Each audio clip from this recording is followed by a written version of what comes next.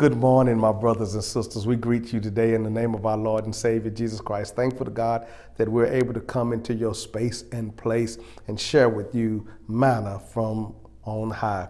I want to go back to Psalms 51, if you don't mind, and I want to pull out another verse. I know last time we talked, we looked at verse 10, but here's what I want to look at, verse 12. Verse 12 says, "Restore to me the joy of your salvation. Uphold me with your willing spirit." Let me read it again. "Restore to me the joy of your salvation. Uphold me with your willing spirit."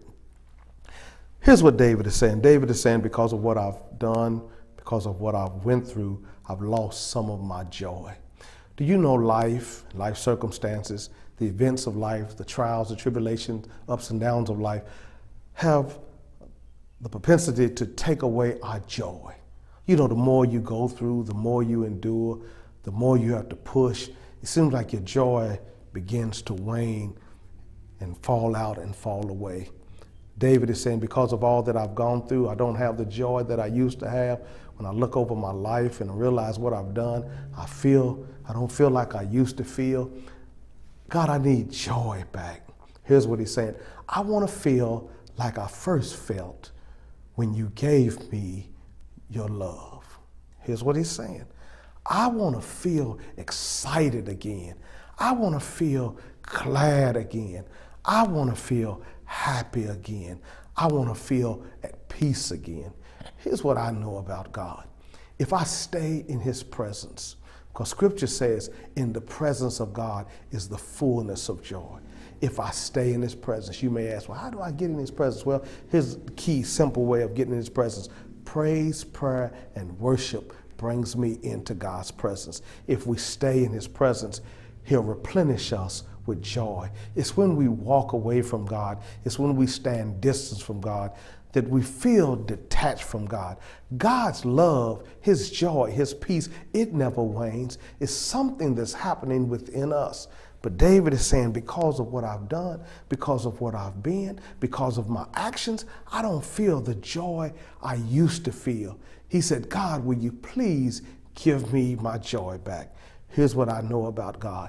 If you accept Christ as Savior and Lord, listen to me, Savior and Lord. If you accept Christ as the one who will save your life from the sins of this world, if you allow him to be Lord of your life, to guide us through this thing called life, if we allow him to be that, we will receive God's joy.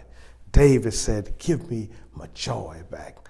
I'm sure there's somebody who's listening to me, who's viewing today, you've lost your joy. Something has happened, caused you to lose your joy. Something has disrupted your life, caused you to lose your joy.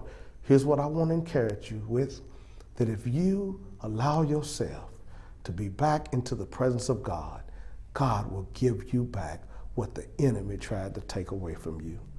Can we pray about that right now? If there's somebody who needs your joy restored, your peace to abide, let's take that to God in prayer. Let's pray.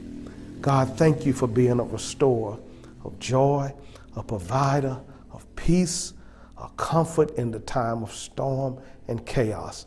God, we thank you for helping us when we need help the most.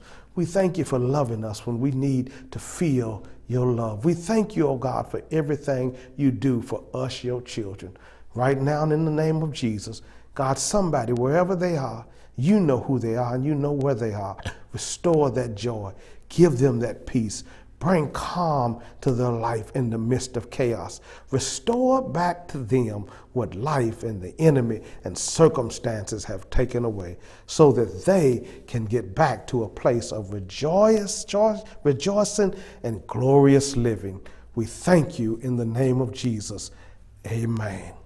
My brothers and sisters, I thank you for allowing me to come into your space and place during this time.